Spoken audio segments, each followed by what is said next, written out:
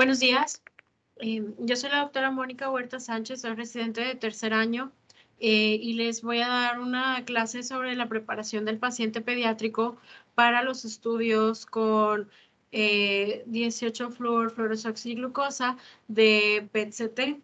Para esto me asesoró nuestro maestro de esa área, el doctor Hugo Enrique Solís Lara.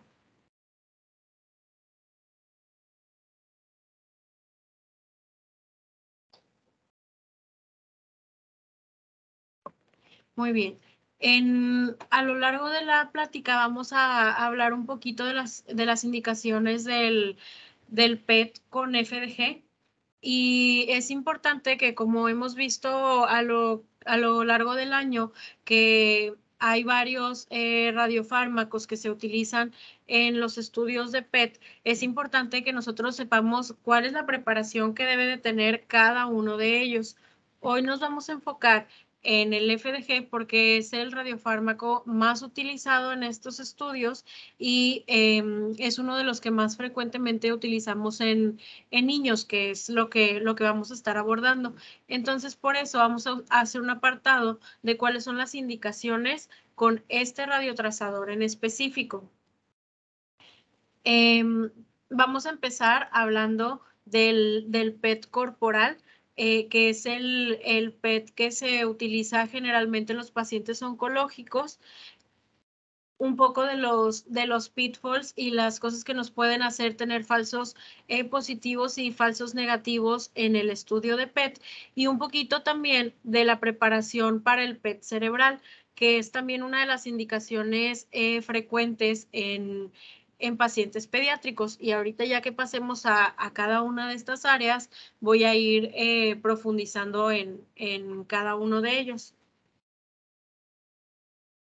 Como les mencionaba, las indicaciones dependen también del radiotrazador. Para FDG se usa mucho en pacientes oncológicos para primero la estadificación, porque la estadificación va a ser una guía para la estrategia del tratamiento, y va a ser también el PET a veces un apoyo como abordaje inicial. Nos puede servir también para ver la extensión y de esta forma hacer el planeamiento del tratamiento que se le va a dar al paciente. También se utiliza PET como seguimiento de pacientes oncológicos. Lo que se busca revisar es el seguimiento de la respuesta al tratamiento, para ver si queda, por ejemplo, enfermedad residual o si hay tumor viable que no tenga componente a lo mejor tomográfico, o que nosotros por tomografía veamos algo normal, como pudiera ser a lo mejor un ganglio que en eje corto mida menos de 10 milímetros, pero que está captando el radiotrazador en el PET, y eso cambiaría el manejo del paciente. Entonces, para eso nos sirve el PET de seguimiento. Cuando tenemos, por ejemplo, un paciente que clínicamente tiene una recaída, podemos también tomar un PET para reestadificarlo y revalorar el manejo que se le está dando. Se puede utilizar también para la localización de un tumor primario cuando lo primero que encontramos en el paciente son manifestaciones de enfermedad metastásica, que se pueda tomar a lo mejor un estudio convencional, y que en el estudio convencional no tengamos un componente tomográfico que nos indique en dónde está el primario. En ese caso, el PET también podría ayudarnos a hacer la localización del primario en caso de solo haber encontrado enfermedad metastásica. Lo mismo para encontrar enfermedad oculta.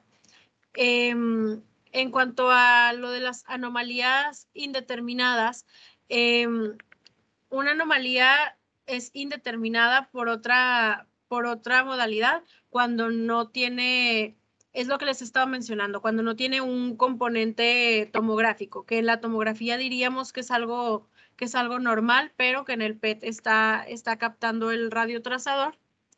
También para planear los objetivos del tratamiento del paciente cuando vamos a planear si va hacia terapia curativa o hacia terapia paliativa.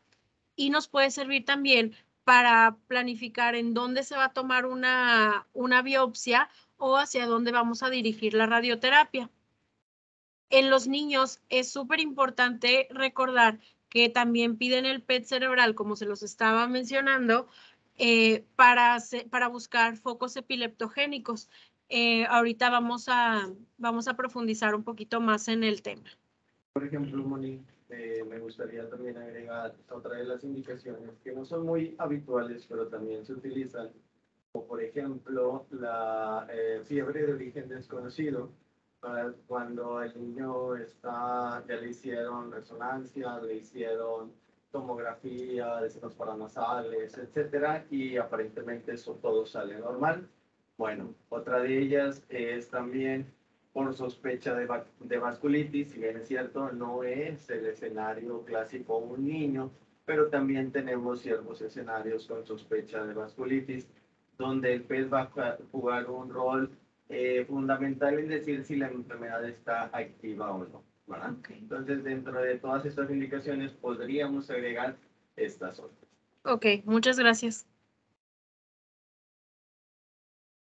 Y bueno, vamos a empezar con las indicaciones del PET corporal. Para esto vamos a utilizar el parámetro de práctica que les estoy presentando, que fue revisado por el... no funciona, perdón. ¿Pero sí me oyen? Bueno. Entonces, que fue revisado, como lo viene mencionado en las siglas, por el Colegio Americano de Radiología, por el Colegio Americano de Medicina Nuclear. Si quieres, no te apures, o sea, Teams está aquí y si me oyen, no te preocupes. Muchas gracias. Ok, sí, por estas organizaciones que se ponen en conjunto para valorar cuáles deben de ser los parámetros para adquirir un estudio óptimo para poder hacer para poder responder a las preguntas clínicas que ya mencionábamos en las indicaciones en la diapositiva previa.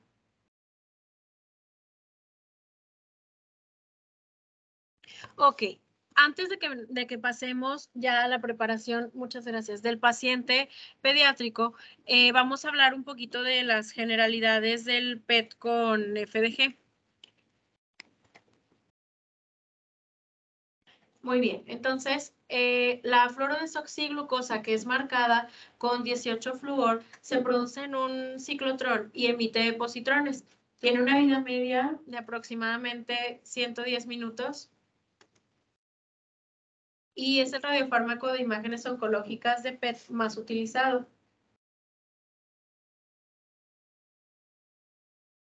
Muy bien. El estudio de PET con FDG proporciona información sobre el metabolismo de la glucosa en el cuerpo y es un método sensible para detectar, localizar, estadificar y monitorizar los efectos de la terapia y los efectos de muchas neoplasias malignas.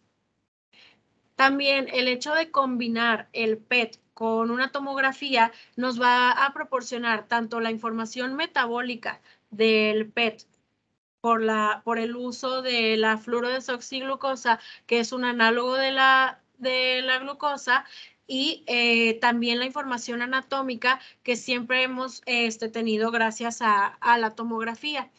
Entonces, la información que se obtiene por este estudio combinado ha demostrado ser más precisa en la evaluación de pacientes con malignidad conocida o sospechada que el PET o que el TAC por separado. Vamos a pasar ahora sí a lo que nos importa, la preparación del paciente. ¿Cuál es el objetivo de que tengamos todas estas medidas previas a tomar el examen? Bueno, el objetivo principal es minimizar la captación del radiofármaco en tejidos normales. Tejidos como el miocardio, como el músculo esquelético, como la grasa parda, y entonces mantener la captación en los tejidos diana, que serían generalmente la enfermedad neoplásica. Este es un paciente adulto, pero es un ejemplo en el mismo paciente. son PETs en diferentes momentos. En el primero, el paciente, vean cómo está captando la grasa parda, el músculo esquelético, aquí se ve bastante también captando el psoas y el... Ah, perdón. Bueno, igual, vean cómo está captando bastante el músculo esquelético, cómo capta la grasa parda, cómo capta el miocardio. Y todo esto nosotros lo podemos prevenir tomando ciertas acciones para evitar que esta captación en tejido normal nos haga ruido al momento de estar interpretando el estudio. Para tener un estudio como el que vemos a nuestra derecha, donde ya el tejido normal no está captando, sino que solo vemos los sitios que deberían, bueno, que no deberían, pero que son parte de la enfermedad y la eliminación del radiotrazador. Entonces, antes de que el paciente llegue a la cita, nosotros tenemos que indicarles que eviten la actividad extenuante por 24 horas antes de su inyección. Esto es para que los músculos no estén captando el radiofármaco en ese momento. Cuando se tiene una actividad que es prácticamente más hacia el reposo, los músculos cambian su metabolismo en lugar de la glucosa hacia los ácidos grasos y eso nos permite que no esté captando el FDG al momento del estudio. También se recomienda tener comidas bajas en carbohidratos durante las 24 horas previas porque, como les decía, el FDG es un análogo de la glucosa y lo que no esté compitiendo contra glucosa al momento de estar tomando el estudio. Evitar siempre cafeína, alcohol y nicotina 12 horas antes de la inyección. Esto es porque la cafeína y la nicotina ambos tienen efectos directos sobre la insulina. Entonces, esto hace que ya sea aumente o disminuya la sensibilidad a la insulina por parte de las células y que entonces eso nos haga que se capte diferente el FDG. En los pacientes pediátricos les pedimos un ayuno de 4 horas para que la captación del FDG sea la óptima. Necesitamos fomentar la hidratación oral. Es difícil en los pacientes pediátricos que hagan que sigan las indicaciones tan fácil como con los adultos, pero igual tendríamos que tener una meta de 1 litro en 2 horas antes de la cita. Todo esto también se puede calcular dependiendo peso y talla del paciente, pero sí, fomentar la hidratación oral en los pacientes antes del estudio. Y nada más como un paréntesis, es importante recordar que si el paciente en la medida de lo posible no va a ser sedado, se da esta hidratación. Si el paciente va a ser sedado, obviamente se evita cualquier tipo de líquidos y desde luego sólidos, ¿no? Entonces siempre hay que estar al pendiente de saber o estar consciente si ese niño que vamos a tener va a estar sedado, ¿no? Porque podemos cometer el error de darle agua, entonces llega el anestesiólogo y pues tiene que posponer el estudio, ¿no? Entonces también eso es importante. Sí, muchas gracias. Las guías de sedación mínima, que son las que utilizamos para radiología, que de hecho marcan que cualquier médico capacitado para manejar los medicamentos, o sea, que conozca su farmacocinética, dinámica y que sepas manejar los efectos adversos que estos medicamentos pudieran tener y los signos vitales y la vía aérea, nos indican que tiene que tener un ayuno de lo marcan literalmente con cada uno de los alimentos. Con líquidos vía oral manejan de 5 horas, exceptuando leche materna, que puede ser hasta con 2 horas de ayuno de leche materna y 4 horas de ayuno de fórmula para los pacientes menores. Y muchas gracias. Y, ok, muy bien. También los medicamentos se tienen que seguir tomando de la misma forma en la que se los toma el paciente. El único medicamento que se sugiere suspender de 24 a 48 horas es la metformina. En los niños no es tan frecuente que estén tomando metformina, sin embargo, como tenemos un rango amplio de edad al decir paciente pediátrico, pues creo que vale la pena mencionarlo de todas formas, que se debe suspender entre 24 a 48 horas antes, dependiendo del caso del paciente. Esto para, igual que con la cafeína y con la nicotina, no alterar la sensibilidad a la insulina que tienen las células. También, antes de pasar al paciente, hay que determinar si tiene antecedente de alergia al medio de contraste y su función renal en caso de que se haya pedido el estudio con contraste. Aquí en el centro donde estamos nosotros, se prefiere que si no hay contraindicación para hacerse el estudio contrastado, se haga de esa forma porque nos ayuda a darnos más información sobre el estudio de tomografía. Entonces, si tenemos la oportunidad de descartar estas contraindicaciones, pues qué mejor para hacer una mejor valoración del paciente. Y como nos mencionaba el doctor, si va a requerir anestesia, que prácticamente todos los pacientes más pequeñitos la van a requerir, es necesario que conozcamos también las indicaciones del tipo de anestesia que se le va a dar al paciente para tenerlas en cuenta antes de que el paciente llegue a su cita. Muy bien. Previo a la inyección de la fluorodesoxiglucosa, o sea, cuando el paciente ya llegó aquí, lo primero que tenemos que hacer es una historia clínica completa que nos dé cierta información para poder planear cómo vamos a adquirir el estudio. Primero, ¿cuál es el motivo? Si el paciente viene con algún síntoma que lo haya hecho pensar que tiene un primario o bien que ha tenido una recaída, cuál es el diagnóstico que tiene el paciente y si tenemos su correlación histopatológica mejor, y si tiene estudios recientes que los pudiera tener a la mano para que podamos utilizarlos de comparación, también siempre es muy útil. El tratamiento es algo de lo más importante en el PET, ya que muchas veces el tratamiento, tanto quirúrgico como radiación o como con quimioterapia, puede tener captación en el sitio y entonces darnos unos falsos positivos. Entonces, conocer también el tratamiento y cómo se refleja el tratamiento en el PET nos ayuda bastante a no confundirnos y a no dar falsa información. Saber qué medicamentos está tomando el paciente, por lo mismo que les digo que hay unos que aumentan o disminuyen la sensibilidad de celular a la insulina.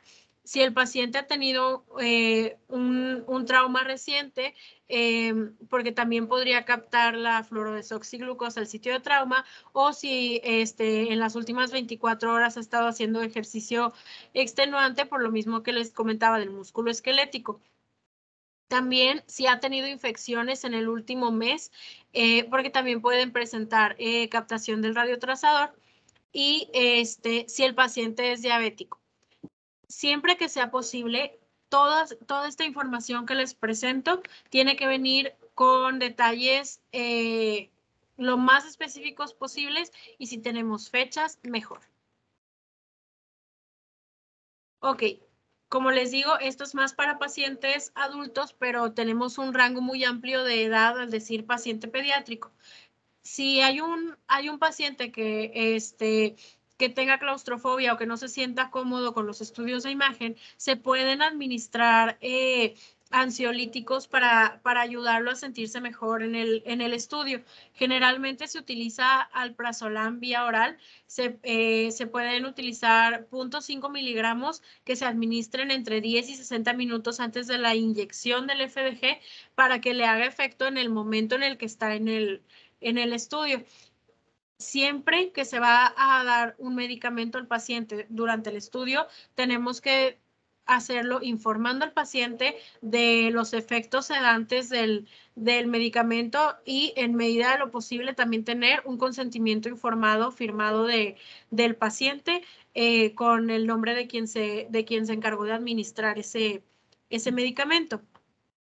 Con los niños sí es un poco más frecuente que usemos medicamento para evitar que el FDG se vaya hacia la grasa parda. Se pueden administrar 0.10 miligramos por kilogramo de diazepam vía oral o 1 miligramo por kilogramo de propanolol vía oral, pero generalmente es suficiente con dar propanolol y utilizar mantas térmicas.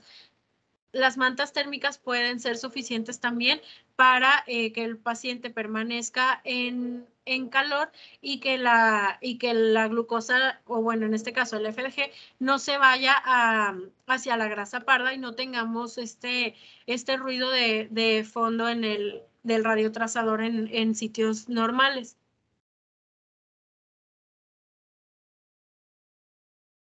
Ok, antes de pasar al paciente a su inyección, es necesario realizar un análisis de glucosa sérica.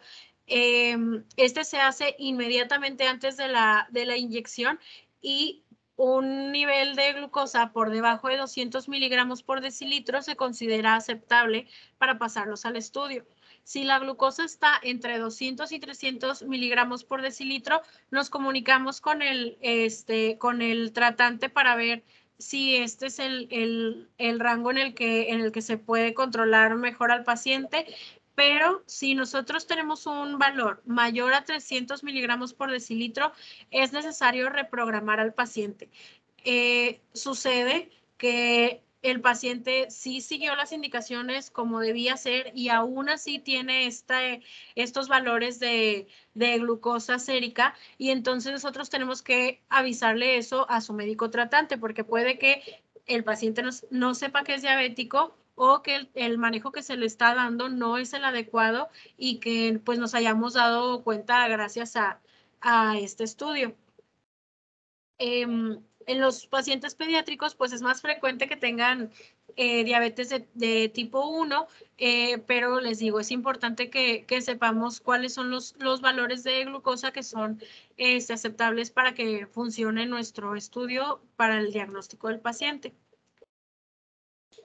En los pacientes diabéticos, el PET se suele programar muy temprano en la mañana porque es el tiempo en el que el paciente generalmente tiene el nivel de glucosa más bajo. Si el paciente sabe que él tiene los niveles de glucosa más bajos en la tarde, entonces nos acoplamos al paciente y se programa la hora a la que él sabe que mejor le conviene el estudio. También los pacientes diabéticos deben de inyectarse su insulina de forma habitual el día anterior del estudio, pero después de la medianoche deben de empezar con el ayuno. Todo este ayuno exceptuando agua. Una dieta baja en carbohidratos o sin carbohidratos la noche anterior también puede mejorar el control glicémico. Y en la mañana de la exploración del PET hay que suspender la inyección de insulina si el PET está programado para la mañana. Los medicamentos orales para la diabetes se pueden tomar de forma normal, excepto la insulina, excepto la metformina, como se los había mencionado antes. Y si el PET está programado para después de las 10 de la mañana, entonces el paciente debe tener un desayuno bajo en carbohidratos al menos 4 horas antes de la inyección y debe de recibir la mitad de la cantidad de insulina que normalmente se inyecta, pero esto debe de ser insulina de acción corta. No podemos utilizar insulinas de vida media o larga para no interferir con el estudio del PET. Esto desde la medianoche del día antes. Si el paciente tiene una bomba de insulina, es preferible que se apague 4 horas antes del estudio, pero si no se puede, se pone entonces en la configuración nocturna o basal y ya después de que se termine el PET, ajustamos a la configuración normal.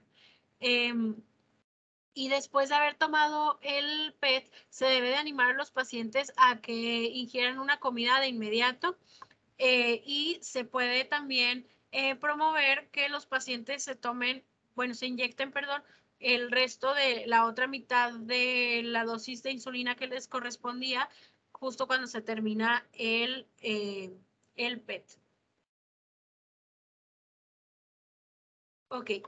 Y ya posterior a la inyección del FDG, lo que hay que hacer es que hay que sugerirle al paciente que permanezca sentado o recostado en una habitación tranquila durante el periodo de captación, que generalmente nosotros aquí los dejamos 60 minutos. También la sala en donde está el paciente debe tener una iluminación tenue, sobre todo si el paciente va a someterse a imágenes cerebrales. Vamos a hablar de esto más adelante. Y los pacientes deben pasar al baño inmediatamente antes de colocarlos en la mesa de PET. Esto para que también vaciar la vejiga y que no esté, pues es el sitio de eliminación, entonces también eso nos puede hacer cierto ruido, pero también es para que el paciente esté más cómodo durante el estudio. En circunstancias especiales, la hidratación intravenosa o la administración de diuréticos, dependiendo de dónde está la tumoración primaria.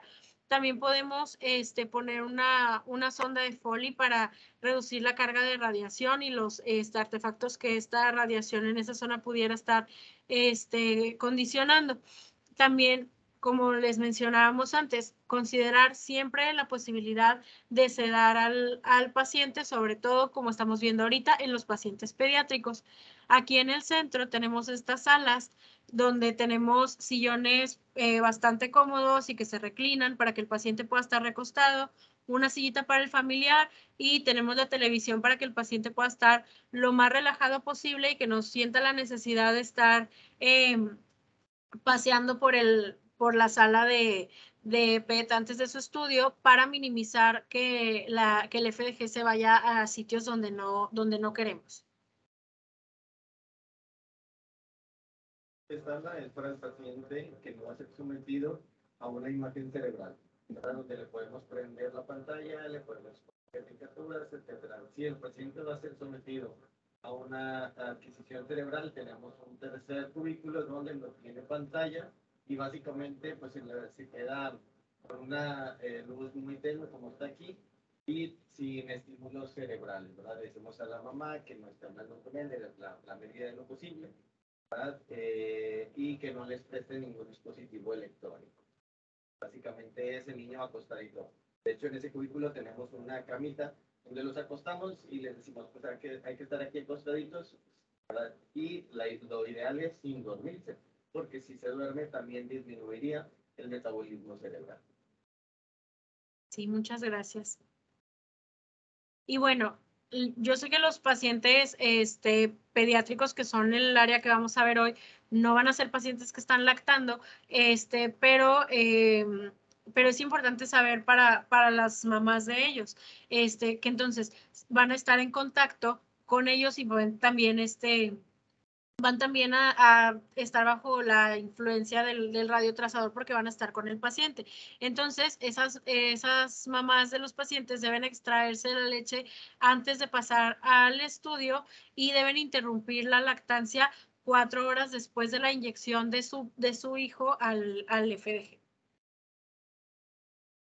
Muy bien, vamos a pasar ya un poquito hacia la adquisición del estudio del PET corporal. Bueno, en este caso vamos a tener dos tipos de radiación. La radiación que nos proporciona el radiofármaco que estamos utilizando en este tipo de estudio y la radiación ionizante que se produce en la tomografía.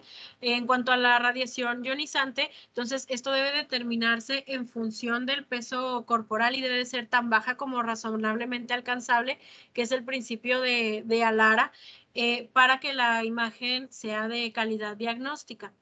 Y el radiofármaco, la dosis que se sugiere según la actualización del 2016 del consenso norteamericano es que se debe de administrar una actividad de 3.7 a 5.2 megabecquerels por kilogramo, lo que equivale a 0.10 a 0.14 milicuris, y esto siempre teniendo al menos un mínimo de 26 megabecquerels o 0.7 milicuris para un PET de cuerpo y un mínimo de 14 milibecquerels o 0.37 milicuris para un PET de cabeza. Para esto, nosotros afuera del área de PET tenemos esta báscula para siempre tener en cuenta el peso y la talla de los pacientes antes de planear cuánto se les va a inyectar y la dosis de radiación antes de pasarlos a la tomografía. Y bueno, ya para la adquisición de imagen, esto lo planeamos gracias a que sabemos la historia clínica ya del paciente, sabemos ya su peso y su talla y sabemos cuál es el objetivo del médico tratante con el estudio que estamos haciendo. Entonces, tenemos que planear primero el posicionamiento del paciente. Lo más frecuente es que posicionemos al paciente con los brazos hacia arriba para evitar el artefacto que hacen los huesos de las extremidades sobre el resto del cuerpo. Sin embargo, si queremos valorar algo que puede estar en la extremidad superior, podríamos sugerir que esa extremidad se ponga a un lado del paciente para incluirla también en la imagen. Entonces, por eso les digo que es importante conocer el caso del paciente para poder planear el posicionamiento del paciente. Nosotros generalmente tomamos el PET desde la base del cráneo hacia el tercio medio de los muslos. Sin embargo, dependiendo de dónde se encuentre el primario que queremos revisar, vamos a poder adecuarlo y extenderlo hasta donde sea necesario. Y siempre, siempre, siempre evitar los objetos metálicos que nos pudieran causar un artificio. Para eso tenemos el apoyo de nuestros técnicos. Él es nuestro técnico Paco, que es el que nos está apoyando ahorita, que siempre están al pendiente de que tengamos esta información y de fijarse también ellos en cómo debemos de apoyar al paciente para tener el mejor estudio. Nada más. Es que sea de la base al tercio superior, pero nosotros lo hacemos de la convexidad al tercio superior para involucrar o tratar de valorarlo en la medida de lo posible, porque finalmente pues el elevar las extremidades nos va a hacer un artefacto en la parte del sistema nervioso central, pero pues valorar en la medida de lo posible el sistema nervioso central. Entonces nosotros sí abarcamos la totalidad desde la convexidad hasta el tercio superior. Muy bien, sí, muchas gracias.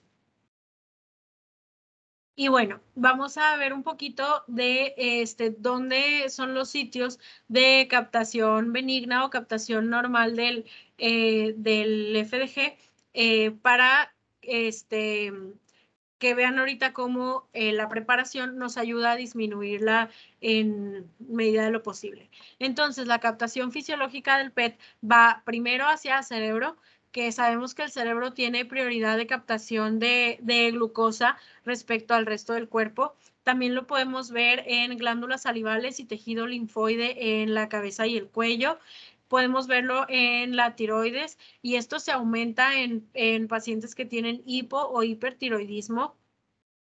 También en los músculos extraoculares, en las cuerdas vocales y en los músculos de la lengua, que son pues músculos que aunque estemos en el mayor reposo van a estarse moviendo.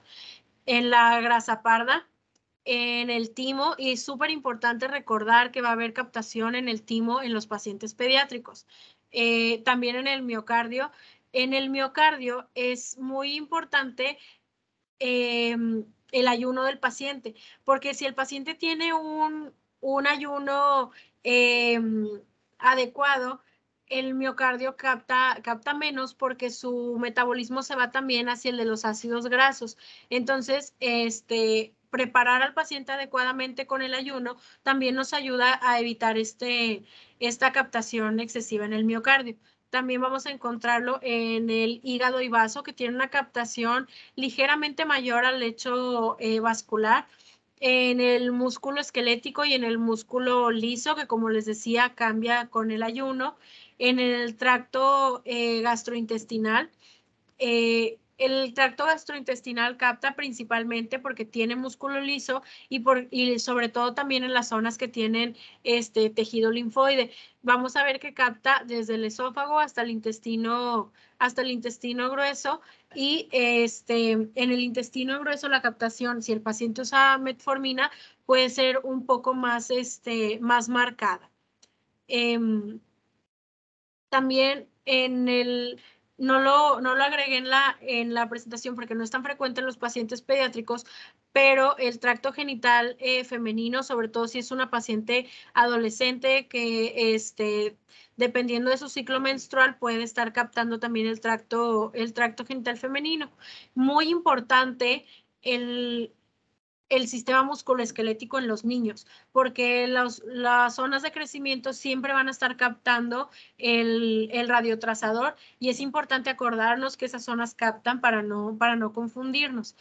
También esta actualización que les mencionaba es del 2020, entonces ya nos menciona que los ganglios axilares del brazo en donde se coloca la vacuna de COVID pueden también estar captando de forma fisiológica el radiotrazador y no nada más de COVID, sino de la mayoría de las vacunas pueden causar esta misma captación y recordar siempre que la eliminación es a través de la vía urinaria y que va a estar captando en toda su extensión. Aquí tenemos un ejemplo de un paciente pediátrico donde primero les voy a mostrar el PET y luego ya la fusión, donde vemos esta captación fisiológica.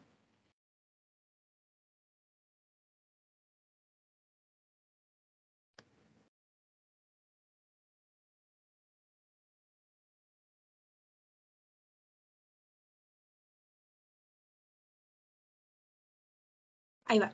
La captación fisiológica que está en cerebro. Ahí vimos los músculos extraoculares. A ver, no, parece que ir lento. Muy bien, cerebro, los músculos extraoculares, los músculos, en este caso de la masticación. Ahí el anillo linfático de Waldeyer, las glándulas salivales, músculos de la lengua. Vean los sitios de crecimiento ahí en el húmero. Hay el timo. Vamos a ignorar que este paciente también tiene hallazgos positivos. El timo es la captación aquí en el mediastino anterior. Los otros son ganglios, parte de la patología del paciente. Hay el miocardio, sobre todo en el ventrículo izquierdo. Hígado y vaso, que este paciente también tenía hallazgos en hígado y vaso, pero el resto del tejido está captando en su forma fisiológica.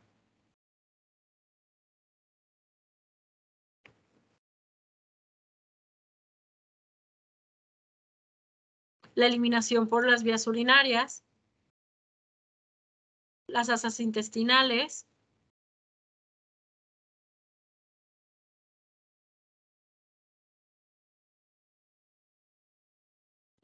es su vejiga y también en los testículos. Nos vamos a verlo ahora en la fusión, que es un poquito más sencillo para nosotros que estamos más acostumbrados a ver tomografía que PET, ubicarnos en las estructuras y las estamos viendo en el estudio de fusión. Entonces vemos también cerebro, músculos extraoculares, músculos de la masticación, anillo linfático de Waldeyer, glándulas salivales.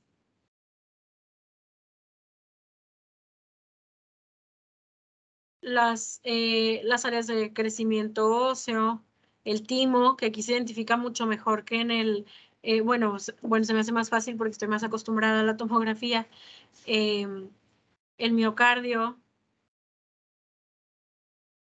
hígado y vaso, eliminación por vía urinaria, asas intestinales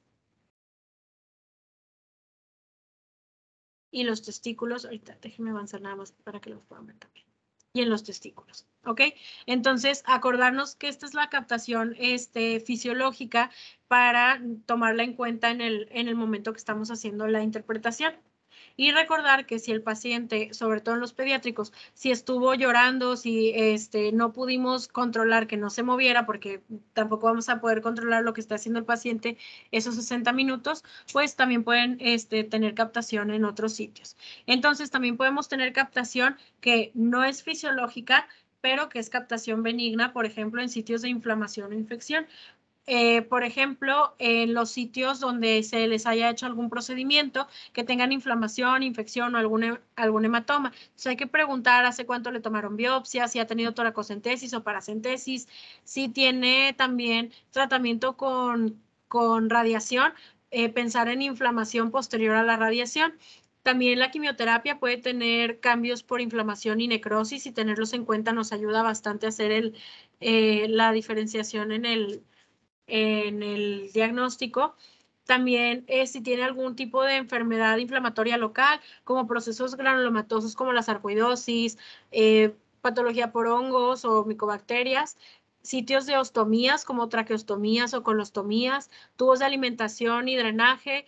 El sitio de inyección del radiofármaco también puede tener inflamación alrededor. Procesos de tiroiditis, esofagitis, gastritis, y cualquier enfermedad infecciosa que pudiera tener el paciente. En los niños es súper importante acordarnos de los procesos linfáticos reactivos, porque en ellos es mucho más llamativo el comportamiento de los ganglios linfáticos. También hay tumores benignos o lesiones tumor-like que pueden captar, como son, nada más los vamos a mencionar, el adenoma pituitario, el suprarrenal, el adenoma folicular de la tiroides, los tumores de las glándulas salivales, como el tumor de Warthin o el adenoma pleomórfico, los pólipos adenomatosos colónicos, y en el esqueleto, en los niños, súper frecuentes las lesiones fibroóseas. También los miomas, que sabemos que no nada más los podemos encontrar en el útero, sino en cualquier lugar donde haya músculo liso, también estos pueden tener una captación del radiofármaco. Las condiciones hiperplásicas o displásicas, como la enfermedad de Graves, la enfermedad de Cushing, la hiperplasia de la médula ósea, la hiperplasia de rebote tímico, sobre todo esto es súper frecuente en los pacientes con linfoma, que después de su tratamiento hacen esta hiperplasia tímica, que se ve como en el paciente que les ponía en el ejemplo, los pacientes que tienen displasia fibrosa o la enfermedad de Payet. Los falsos negativos en el PET se pueden presentar en tumores que son menores a 2 milímetros y que tienen esto es dependiendo de la resolución del sistema, no es algo que podamos controlar. Estados de hiperglucemia o hiperinsulinemia, que haya tenido terapia reciente y que por eso el tumor haya respondido y no esté captando, o los tumores con baja actividad metabólica, o los que son bastante bien diferenciados, y los hepatocelulares, que sabemos que no captan el FDG. Como les mencionaba, también que vamos a hablar un poquito, es muy rápido, del 18-FDG para diagnóstico de epilepsia. Se hace PET cerebral para demencia y para epilepsia de forma muy frecuente, sin embargo, en los niños rara vez lo vamos a usar para algo diferente a epilepsia. Entonces, vamos a utilizar esta guía de práctica para ver cuáles son las indicaciones en el paciente que viene a un PET cerebral. Entonces, ¿por qué nos sirve un PET para ver foco epileptogénico? Esto es porque, como les decía, que el FDG es un análogo de la glucosa, también se va a ir al cerebro, que es el que la glucosa le proporciona el 95% de su energía en forma de ATP. Entonces, también el FDG, que es un análogo, va a irse preferentemente hacia el cerebro, tanto por condiciones fisiológicas como en enfermedades del metabolismo de la glucosa, se va a ver afectado, tanto en condiciones fisiológicas como en enfermedades, el metabolismo de la glucosa se va a ver afectado en las neuronas, y entonces esto nos puede ayudar a identificar el sitio en donde las neuronas están afectadas. Entonces, en cambios de actividad neuronal inducidos por esta enfermedad, se van a reflejar en ese metabolismo y entonces en la captación del FDG. Previo a la cita, los pacientes tienen que tener un ayuno, igual que en el PET corporal, de al menos 4 horas para permitir que la captación cerebral sea óptima y que no esté influenciada por el aumento de los niveles séricos de la glucosa. Previo a la inyección, ya cuando el paciente está en la sala con nosotros, igual hay que hacer una historia clínica, pero esta vez hay que enfocarla en enfermedades y trastornos neurológicos y psiquiátricos. Muy importante hacer énfasis en el estado neurológico y psiquiátrico actual del paciente y hacer énfasis en los antecedentes de cirugía y radiación y trauma en la cabeza. Los antecedentes de diabetes son importantes, sobre todo para ver el estado de ayuno del paciente. Importante preguntar si ha utilizado esteroides porque tienen un efecto similar a un estado hiperglicémico. Hay que incluir en este caso en la historia la capacidad del paciente para permanecer quieto durante 30 minutos a 1 hora, porque si no, hay que sedarlo desde antes. La sedación para el PET corporal debe tratar de retrasarse hasta el último momento, que los 60 minutos de captación sin sedación y justo antes del estudio es cuando ya podemos sedar al paciente. En este caso, si el paciente no puede permanecer tranquilo durante los 60 minutos previos, hay que considerar la sedación desde antes para evitar que esté captando en sitios donde no nos va a servir para el diagnóstico. Y hacer pedir estudios previos, no tan, o sea, sí de imagen, pero en este caso también de los funcionales. Generalmente los pacientes vienen también con electroencefalogramas, que nos pueden ayudar también a correlacionar con los focos que estamos viendo nosotros en el PET.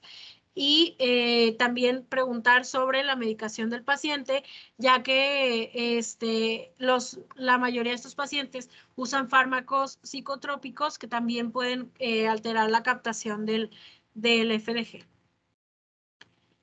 Igual que en los pacientes para PET corporal, hay que tomar los niveles de glucosa sérica. En el PET corporal manejábamos un valor de 200 miligramos por decilitro. En el PET cerebral es preferible que sea menor a 160 miligramos por decilitro la concentración de glicemia. Y para que no esté compitiendo con el FDG ni en el transportador ni intracelular en la exoquinasa. También hay que vaciar la vejiga del paciente para que esté cómodo durante el estudio, porque en este caso, como es cerebral, no vamos a tener el ruido de la eliminación y se debe recomendar que el paciente esté cómodo y descansado. Y para eso, como les mencionaba el doctor, tenemos esta sala similar a la que les mostraba en el video anterior, nada más que sin estímulos visuales para que el paciente esté lo más relajado posible los 60 minutos previos al estudio. Y les voy a presentar por último un ejemplo de un PET que se utilizó para hacer diagnóstico de foco epileptogénico, que en este caso no lo encontramos por el PET, pero para que vean cómo se adquirió. En este caso no fue un estudio de PET-CT, fue un estudio de PET con resonancia magnética, lo que nos da todavía más información anatómica que le puede servir también al médico tratante. Entonces, vemos el estudio de PET y la captación esperada del FDG. Y en la fusión se ve muy bonito con se ve muy bonito con la resonancia magnética y la fusión con el PET. Porque tenemos toda la información anatómica que la resonancia magnética ya nos da de por sí. Y bueno, sumarle la información metabólica, qué bonito. Y bueno, pues eso es todo de mi parte. Los dejo con las fotos de mis pacientes pediátricos favoritos, mis compañeros de generación, para que jueguen a identificar quién es quién. Y no sé si tengan alguna duda o comentarios antes de que terminemos. Una pregunta. En mi caso, por ejemplo, algo bien importante es los tiempos con los que tenemos que hacer los estudios. De ahí lo que comentaba Mónica de la historia clínica. Los tiempos a qué me refiero, por ejemplo, si el paciente fue operado, idealmente hay que dejar pasar 4 a 6 semanas. Los cambios los vamos a ver hasta 3, 6 meses. Esos cambios inflamatorios que hizo la cirugía, pero ya no son tan intensos después de 4 o 6 semanas. Con respecto a la quimioterapia es lo mismo, 4 o 8 semanas. ¿Por qué? Porque primero vino una depresión celular, después vino una reactivación celular, y esta reactivación celular o hiperplasia medular genera demasiada absorción hacia la médula ósea y disminuye la sensibilidad para detectar otro tipo de lesiones. Por eso se recomienda no hacerlo. Con respecto a la radiación, es el fenómeno que más inflamación genera local, solamente, obviamente ya no es sistémico. Y en el caso de la radiación, lo ideal es al menos 3 meses o 4, 12 semanas. ¿Para qué? Para evitar finalmente los posibles falsos positivos o falsos negativos, dependiendo de qué escenario estemos, ¿verdad?